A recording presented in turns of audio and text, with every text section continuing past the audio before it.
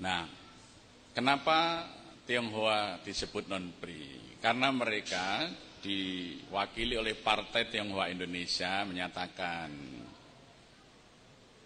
kami orang Tionghoa tidak mengenal akan bangsa.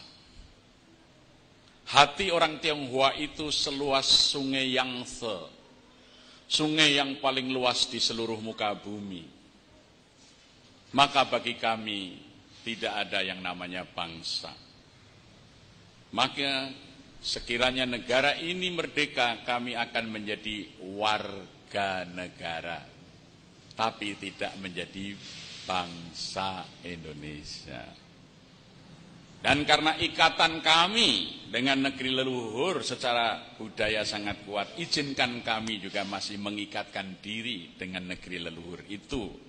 Maka perkenankan kami memiliki 2 kewarganegaraan. Sementara Partai Arab Indonesia, juru bicaranya Abdurrahman Baswedan bercerita, nenek moyang kami dulu datang dari Hadramaut tidak membawa istri. Mereka menikah dengan orang-orang pribumi. Kami ini lahir dari laki-laki Arab dan perempuan-perempuan pribumi. Kami makan tidak lagi dengan daging-daging onta. Kami sudah makan dengan makanan-makanan setempat. Yang saya dan kami semua minum adalah airnya Indonesia. Maka sesungguhnya kami adalah bangsa Indonesia. Maka pada tanggal 9 Agustus 1945 BPUPK, aslinya tidak pakai I, belum ada kata Indonesia di situ, atau Dokoritsu Jumbejo Sake, menetapkan suku bangsa Arab adalah suku bangsa asli Indonesia. Itu ditetapkan tanggal 9 Agustus 1945 oleh Badan Usaha Persiapan Penyelidik Usaha Persiapan Kemerdekaan Indonesia. Maka kemudian setelah Indonesia merdeka tahun 55 dari permintaan ini, Bung Karno ketemu Chu Enlai, Perdana Menteri RRC, membuat kesepahaman orang Tionghoa di Indonesia harus diberi hak dui kewarganegaraan. Bung Karno mensyaratkan boleh, tapi dia juga warga negara Indonesia harus pakai nama Indonesia. Sebagai warga negara Cina silahkan dia pakai bahasa Cina. Maka dikeluarkan keputusan Presiden tahun 55, orang Cina harus memiliki 2 nama. Ya, maka misalnya Sudono Salim, itu nama Indonesianya, nama Cinanya Lim Swee Leong. Basuki Cahaya Purnama, nama Indonesianya, bahasa Cinanya singkatannya Ahok. Itu karena itu mereka tidak mau jadi bangsa Indonesia, mereka hanya mau jadi warga negara, itu pun meminta dui kewarganegaraan. Ini semua otentik, ini sejarah kita bisa buka ya. Nah, sampai orang Cina keberatan kalau harus pakai nama Indonesia. Maka seorang tokoh Cina di Jakarta terpaksa berganti nama karena itu peraturan pemerintah. Dia menamai dirinya Kasnawi Karnadipa Negara. Bekas Cina Betawi tukar nama karena dipaksa negara. Jadi sebagai kritiknya terhadap keputusan presiden yang harus 2 nama, dia memberi namanya sendiri Kasnawi Karnadipa Negara. Bekas Cina Betawi tukar nama karena dipaksa negara. Nah, maka muncullah kewarganegaraan untuk Cina itu non-PRI. Kalau Arab PRI karena sudah diputuskan tanggal 9 Agustus 45. Jadi kalau orang mengatakan Anies itu juga non-PRI, dia berarti nggak ngerti pembahasan Undang-Undang Dasar. Ya politisi kok goblok begitu, maaf itu ya. Katanya Soekarnois, nggak tahu bahwa Soekarno itu sudah menetapkan non-PRI dan diberi hak 2 nama. Iki Soekarnois belajar kok Pak Karno bakul bakso, bukan Bung Karno pendiri negara, ya. Keliru, Soekarnoismenya Soekarno tukang beca atau Soekarno bakul bakso. Kalau Soekarno itu pendiri negara, ini aturannya. Goblok kan jadi pengikut Soekarno gitu ya. Ya, ini. Maka Soekarno dulu mendirikan partai gambarnya banteng ngamuk, banteng ketaton, maka kepalanya miring gitu. Itu karena itu diambil dari simbolnya Partai Serikat Islam. Dulu SI itu gambarnya banteng ketaton, ya, kemudian dikelilingi bintang, belakangnya bumi yang diikat dengan tali, ya, dengan tulisan Joyo Kuwoso. Nah, kalau berhasil kita akan berkuasa. Maka PNI ngambil kepalanya, Masyumi ngambil bulan bintangnya, NU ngambil jagat dan talinya. Itu semuanya diambil dari simbolnya Serikat Islam.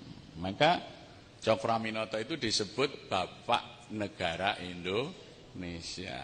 Semua partai politikus ngambil simbolnya dari simbol Serikat Islam. Nggak ada yang tidak. Baru sekarang ini saja karena jajahan Amerika pakai simbol Amerika, 3 berlian. Namanya juga Demokrat, ya. Ada yang ngambil dari mana partai ini? Ada yang ngambil dari Timur Tengah namanya Partai Kebangkitan, ya. Itu kan Ba'ats, itu Partai Al-Ba'ats di Irak. Jadi kita ini karena mental jajan nama partai aja harus diimpor gitu ya. Simbolnya diimpor. Sekarang tidak banteng yang ngamuk membela rakyat. Sekarang limosin kelihatannya atau simental. Ya, gambarnya itu gemuk itu. Nah, tidak lagi. Nah, ini satu contoh saja sejarah itu menjadi darah perjuangan gitu ya. Nggak ngerti sejarah akhirnya perjuangan itu artinya kalau pecah terus yang satu jadi perjuangan. Mudah-mudahan di sini nggak ada nanti takmir perjuangan. Masjid perjuangan nggak ada. Nah, jadi itu kita lihat. Jadi ini semuanya historis. Saya kebetulan oleh gubernur melalui Biro Hukum ditugaskan ketika ada pengacara dari Jalan Taman Siswa ini namanya Handoko menggugat ya, surat instruksi Wakil Kepala Daerah nomor 8A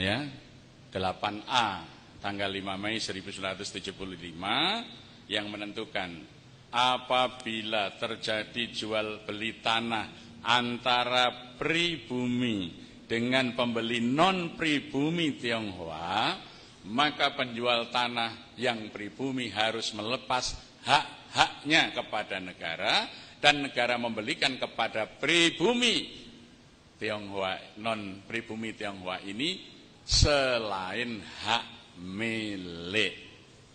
Maka sampai hari ini di Yogyakarta non pri Tionghoa tidak bisa memiliki hak milik tanah. Ini digugat di Mahkamah Agung. Saya yang kebetulan ditugaskan oleh Biro Hukum bersama Pak Acil sebagai pengacara, saya yang diminta membuat eksepsinya. Alhamdulillah sudah menang, ditetapkan ini masih berlaku, sudah inkrah.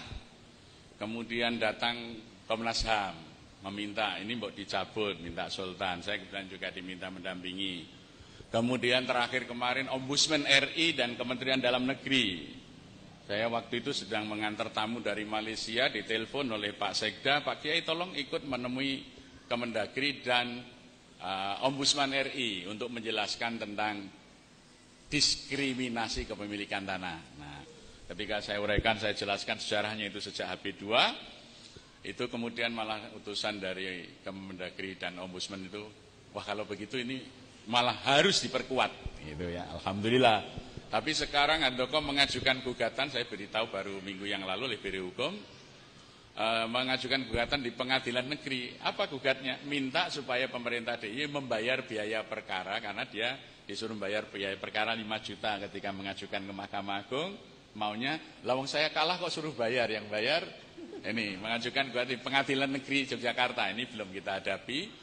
Kemudian belum ada panggilan sidang ya, dan kemudian di belakangnya juga masih mempersoalkan kekalahannya itu. Ya, ini sudah bertentangan dengan Undang-Undang Dasar dengan ini. Mereka nggak tahu Undang-Undang Dasar itu ada latar belakangnya tadi.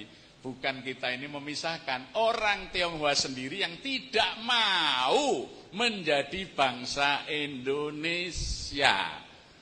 Sekali lagi, orang Tionghoa sendiri yang menolak dimasukkan sedalam golongan bangsa Indonesia karena mereka merasa lebih tinggi, Maka mereka nggak mau tinggal di kampung-kampung, di desa-desa. Mereka mesti tinggal di kawasan mereka sendiri.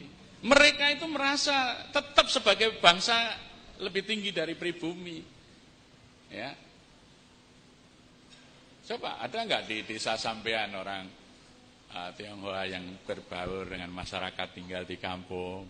Ya, itu. Maka mereka nggak mau jadi bangsa Indonesia karena memandang bangsa Indonesia itu rendah.